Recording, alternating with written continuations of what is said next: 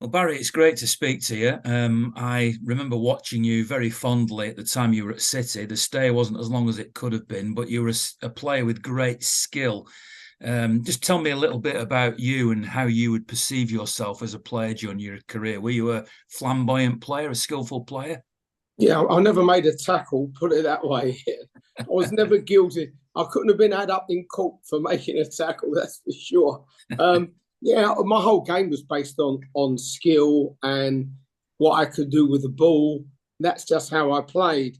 If I was playing today, I would have absolutely loved it because no one tackles you anymore. Them days you had people like Norman Hunter, Terry Hurlock, Terry Yorith, all these people, they'd kick you to pieces. In them days, nowadays, there's no one. So I was a skillful player, wasn't particularly good in the air, absolutely useless at tackling, so I never tried. Wasn't that I was never afraid to tackle, I was just no good at it. And I felt, when I was 16, 17, I thought, if I keep trying to do this, people are going to see that I'm actually really bad at something. So I just stopped doing it. And no one ever said anything. No one ever said, oh, you're not making any tackles. As long as, you ran around a bit and chased back a bit, you were all right. But my whole game was based on my skill and pace, I suppose. I mean, even as you're answering that question, you're smiling, and I would describe you as a player that always had a smile on your face. Is that something you were brought up with? Yeah, I was just always like that. It's funny, actually, you should say that. When I was very young, I was at West Ham United, and they released me, and every club I went to, they had the first option to buy me. And I was at Wimbledon or Barnet. No, I was at Barnet. And a few clubs had come in to buy me from Barnet. So Barnet contacted Ron Greenwood, and Ron Greenwood said, okay, I want him here for a week. And I went there for about 10 days, played in a friendly match for them. It was actually a testimonial game, trained every day. And it's a really strange story, this. He called me in the office after the 10 days were up, and he said, Silky, I absolutely love you. My wife loves you, but I don't think you're ever going to make it as a professional footballer. So I said, why? He said, because you enjoy yourself too much. He said, it's like you don't really care if you win or lose. I said, Ron, trust me, I always want to win, always. But I learned something when I was very young, and I took it on board when I was about 13 years old. I was told we only have one life. It's not a rehearsal. This is it. And if you don't enjoy this, there isn't another one that you can enjoy. And I love playing football. I love training. So why shouldn't I actually enjoy what I love doing? If you were getting me to do something I didn't want to do, maybe I wouldn't have a smile on my face. But I'm coming in here every morning. I love the training. I love the banter. I love the game. And I just love playing football. So I'm always laughing and joking. Even in a game, I'll crack a joke. And he said, yes, the players told me that in the testimonial, when something happened, you just kept cracking jokes and you had the referee laughing. He said, but that's not what it's about. I said, well, it is for me. I want to win, don't get me wrong, but I want to enjoy it. And if I lose, I still want to enjoy it. And he said, well, I don't think you're ever going to make it, but I wish you luck. And just to let you know, I love you. And he gave me a big hug, which I thought was lovely at the time. Years later, I was playing for Manchester City at Crystal Palace. And Ron Greenwood was then the England manager. And he was doing the commentary. He was the guest on the radio. And he gave me the man of the match. And when I went up to get the man of the match, I was talking on the radio. He gave me a big bottle of champagne. He went, I know you don't drink, which I've never drunk alcohol. So I know you don't drink, but this is for you. He hugged me. And in my ear, he said, I am so glad you proved me wrong, because my wife never stops talking about you and I love you. And that was so lovely of him to even remember what he said to me, let alone to then say to me, I'm so glad you proved me wrong. So, yeah, I've always played like that. I still play now. I'm playing tomorrow in a team, and still play with a big grin on my face, except when I get out of breath. The nearest, I mean, I didn't see enough games of you at City. I wish you'd played more. But the player I would compare you to would be somebody like Rodney Marsh, who also played with a freedom. And that is the thing. All that the discipline that's come into the modern game has taken a lot of that away, hasn't it? Well, it's taken it all away. There's very few players now that just are allowed to go out and play. Very few. The higher up you go, it happens a bit more. The lower down you go, it doesn't. And Rodney, there was Frank Worthington, there were Bowlesy, Huddy, Alan Hudson. We all had that thing that we never really had a position as such. Even now when I play, the players go, just let's simply go out and play. Because I've never really had a position. I've played on the left wing. I've played behind the striker. I've played as a central midfield player. I've played on the right. I've never played in a position where I thought, this is exactly where I want to be. I just want to affect the game. And if I'm in a certain position not getting the ball, then I want to come out of that position and find space where I can get the ball and affect the game. And it was probably a bit of my downfall at the time. But I still enjoyed it. And I never changed because that's how I wanted to play, Ian. That's what I wanted to do. So I did. Well, I'm so glad I got the chance to watch you play at City. Thank you. Malcolm Allison brought you in, and some younger City fans who don't remember that era, Malcolm Allison, will think I'm a bit crazy for saying this, but to me, Malcolm Allison was the nearest I've seen at City to Pep Guardiola. I mean, obviously, Pep is a genius, and what he's doing with City, and I mean, it's a different type of football, perhaps, but what he's doing at City is amazing. But Malcolm Allison, who I got to talk to a few times, I interviewed him for Colin Bell's autobiography. He was in a care home by then, but he still had that flamboyance about him. He obviously identified you and loved you as well, didn't he? Yeah, I mean, Terry Venables was the first person. Everybody thinks Malcolm took me to Crystal Palace, but he didn't. That was Terry Venables. And Terry and Malcolm were very similar in their thinking. I have to say, Terry was better. Terry was a genius. You know, I look at Pep Guardiola. Pep Guardiola is fantastic. He's not Terry Venables. Terry invented things. They talk now about this thing called the high press. Yeah, it's like nonsense. All it is closing down from the front. Terry did this in 1974, and he went to Barcelona, introduced it. Now, I have a photo of when Terry Venables won the league, holding the big cup up, of Pep Guardiola as a youngster standing next to him, staring at him. And Pep Guardiola has copied Terry Venables' style. He's just copied what Terry did at Barcelona. That's what he's done.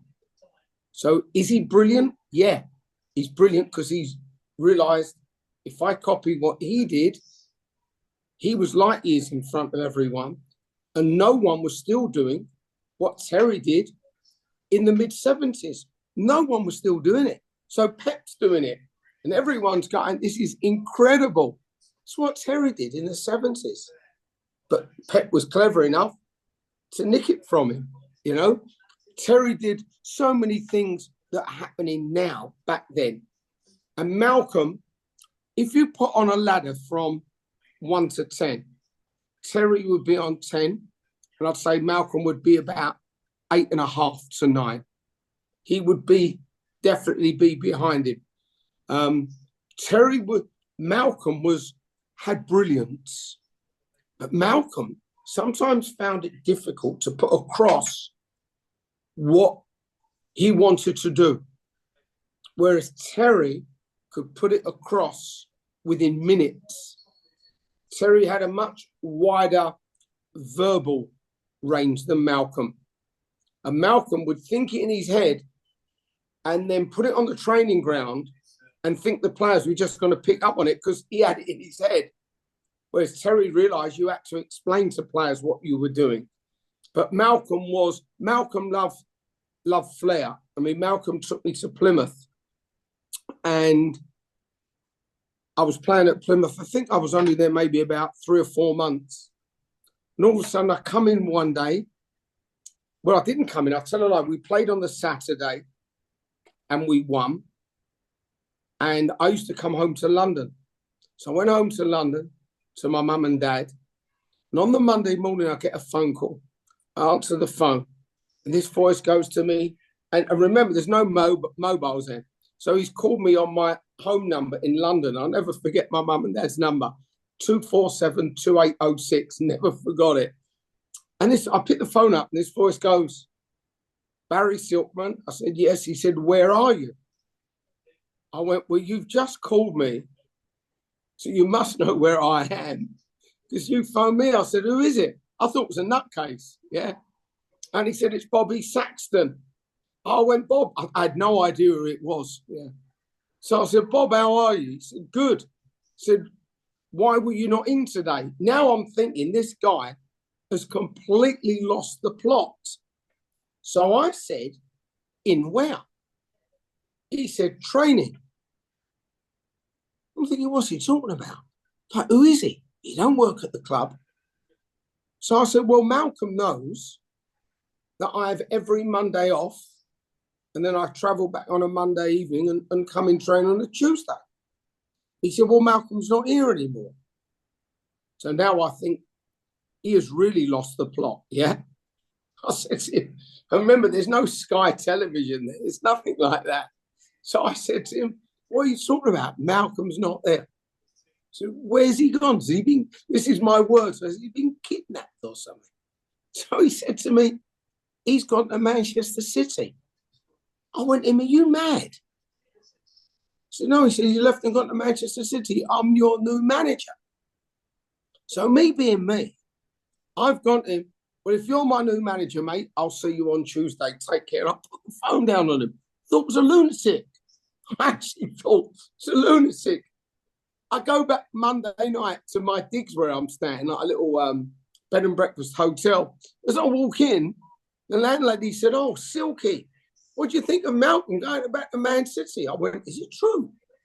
And she went, yeah, didn't you know?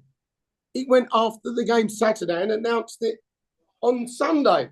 Now I think, oh, no, now I've got to go and face this manager, you know.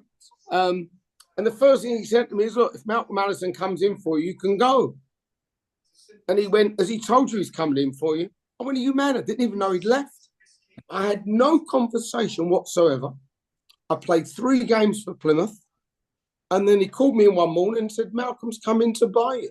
We're just trying to agree a price. And that's how it happened. So Malcolm made no contact with me whatsoever. And then I came up, signed for City, and it was like walking into a spaceship, if you like.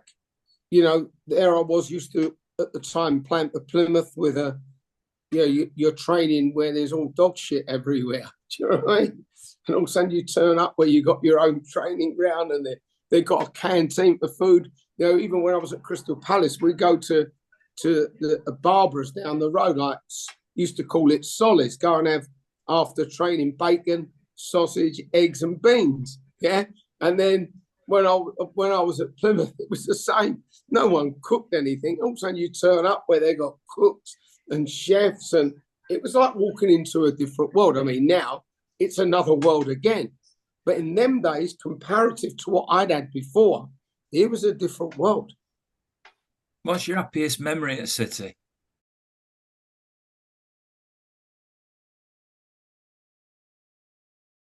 My happiest memory, believe it or not, is also my saddest memory.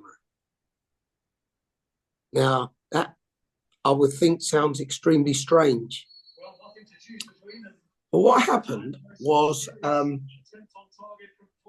I had a very, very, very close friend of mine called Robert Hackett, Bobby Hackett. And he had a little boy. Boy was about maybe 8 years old, 7, 8 years old, somewhere around there, maybe 9, but he's very young.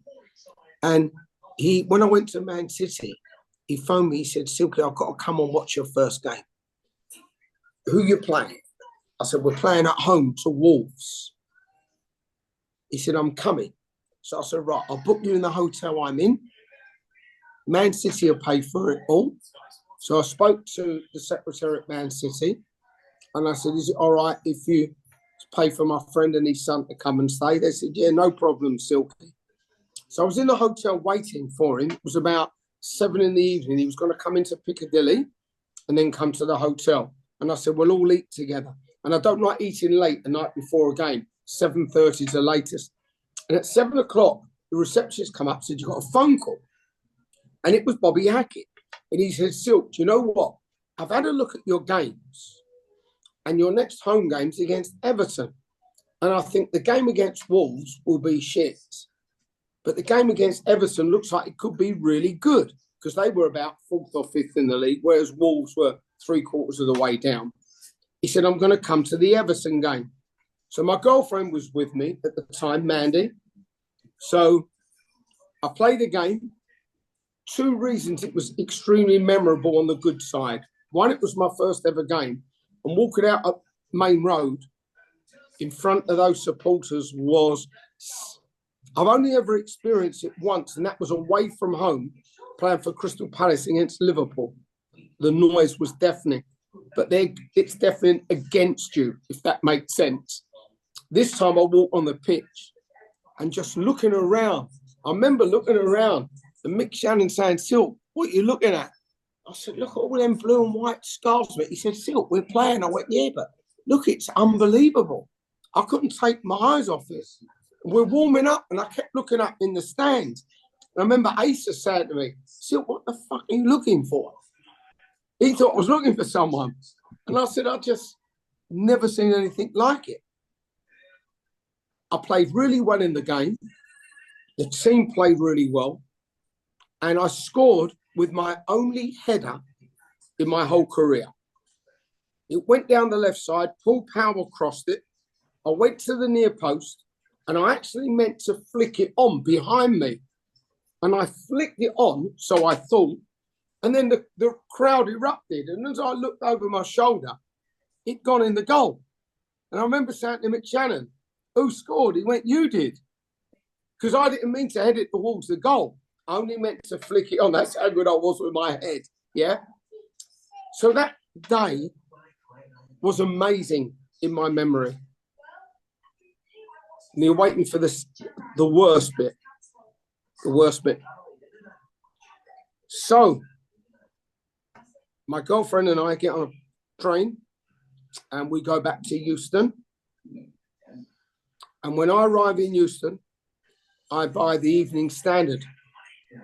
And in them days, they had all the football results, but the late ones were what they called the stop press. They went across the bottom. You had to turn it the other way round.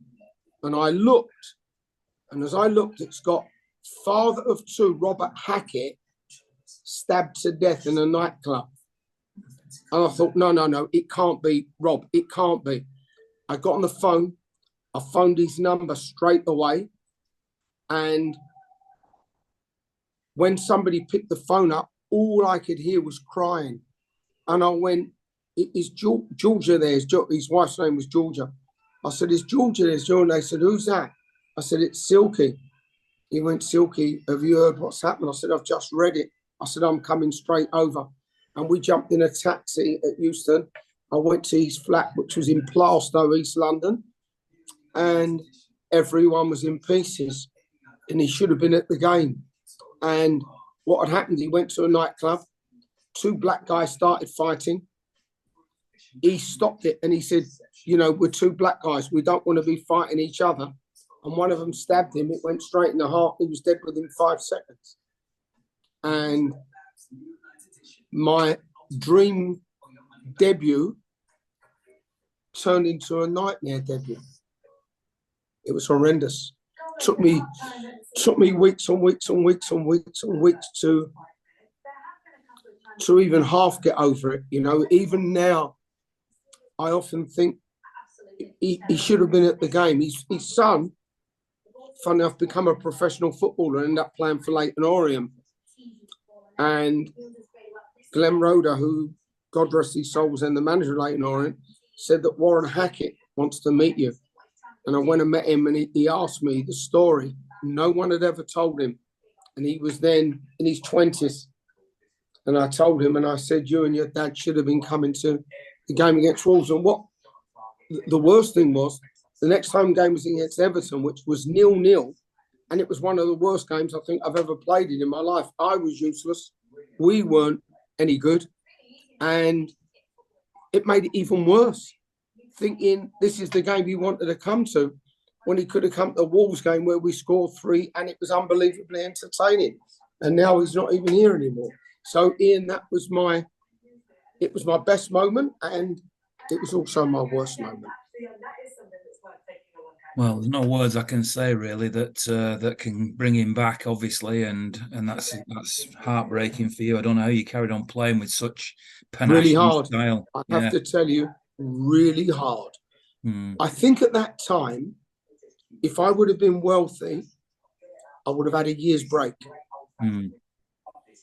The next 6, 7, 8 games I went out, I couldn't get it out of my head. It was a nightmare. And it was only really 4 weeks later, 3 weeks later, where I went to the funeral, that I could even talk about it to anyone. Malcolm gave me the time off to travel down to London to go to the funeral. And it was, every game I played, it was a nightmare, because you need to concentrate on the game, but I just kept thinking of it. And then eventually I thought, well, I can't. I've got to carry on playing, which I did. And because I'm very strong mentally, I've always been extremely strong mentally. It's how I was raised. And physically, I put it to the back of my head. But I think if I'd have had a lot of money at that time, I'd have asked to have at least 6 months off. It was devastating. It was devastating, Ian, you know. As fans, we sometimes forget that footballers that we watch are human beings and have lives and emotions, and we expect people to be perfect, players to be perfect all the time. And none of us really know what's going in a person's life, do we? And I mean, that's the extreme and horrendous. And I can only admire you for doing what you did and carrying on, because as I said before, you know, you brought a lot of pleasure to me watching you play, and I was so sad when you went. And now I know that story. It puts a completely different light on what I was watching. So I mean, these days I know you're an agent, and one of the best agents by all accounts that there is. But of course, agents are vilified a little by some people. What's that like? You know, what's your job like now? Do you realise that there'll be a lot of people who blame you for half the woes in modern football, won't there? Yeah, they do. But it's like water off of a duck's back. It's like every job here. There's good and there's bad, isn't there? And there's very good and there's very bad. And there are some extremely good agents out there. There's some extremely honest agents out there. There's also a lot of what I would say dodgy agents out there, and a lot of bad ones. And the problem you've got is some people tar everyone with the same brush. And what I've always done is, when I go into a deal, football deal, I've always gone into it as I've gone into life. There's always going to be someone who's slightly better off than the other person. There's always going to be somebody who's more of a winner. But if everybody can live with a deal, the player, the buying club, the selling club, the 1 or 2 or 3 agents involved, if everyone can live with that deal, yeah, you've done a good job. That's how I always look at it. It feels as if we're going to talk again, you and I, Barry, because it's great to speak to you. Let me finish you off for now by asking you about the modern Manchester City. Do you watch? Do you still follow City from all the time? Yeah, I mean, do you admire what you see there? I'm like looking at Terry Venables. It's like looking at Terry Venables' team. Very much like looking at Terry's team. The only thing Pep does a bit different. They hold it longer at the back.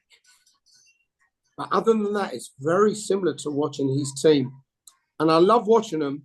I always say to people, to be a top team, you've got to have at least 3 or 4 amazing individuals. Yeah, people always say to me, football's a team game, Ian. Yeah? Football's not a team game at all. It's never been a team game. It's an individual game, sorry. Have you ever been to a game and said, oh my God, 10 of our players were absolutely crap, but we were fantastic? It's impossible. So what it is each individual playing to the maximum of his ability inside a team framework. But you've got to play terrific as an individual for it to work. So football, in effect, is an individual team or individual game. And what I love about Pep, he's gone out and bought, or whoever's bought them, individual players who can turn a game, players who are different. And because he's bought players that are different, when teams play against Man City, they're playing against something different what's in the rest of the league. Arteta has started to do it at Arsenal. Arteta, make no mistake, has took from Pep and has looked at what he's done, and he's trying to replicate that at Arsenal. But a lot of other managers, with respect, either they're not good enough or they don't know how to buy the right players. They play with maybe 1 or 2 individuals. I mean, West Ham, as an example, West Ham, without Lucas Paqueta, they would be in the bottom 5, bottom 6. Now, they've bought another individual in Kudos, and it remains to be seen how good he is. But Paqueta is by far and away their best player. By light years, he's a team player, but he's a brilliant individual, absolutely brilliant. And so I look at what Pep's got. He's got some brilliant individuals, and that's why I love watching it. He's got players that do something different. When they get the ball, you don't think, oh, he's going to play it square. He's going to play it back. You know, he wants people to take players on, like the player he's got playing in place of Grealish at the minute, yeah? He don't want what a lot of teams do, where the player gets the ball out wide, he goes back to the fullback 25 yards, he goes back to the centre half, he goes back to the goalkeeper, and they've just gone back 80 yards. He doesn't want that. He wants that player to run at someone. He wants him to try and beat him. So he wants to excite, but he also wants to create danger. He's very clever at knowing how to create danger. That's why I love watching them. I watch them. I look now and I think, oh my God, why can't I've been born now and be in that team now? Forget about the salaries. Yeah, you'd play for nothing just to be in that team. I love watching them. I watch them every time I can watch them. I watch them. Yeah, I've loved them from the minute I went there. Even after I left, the first result I would look at was Man City, and it is still the same all these years later. Been great to speak to you, Barry. Thanks very much, and I'm sure we'll do it again. Thanks, Ian. God bless. I wish you well.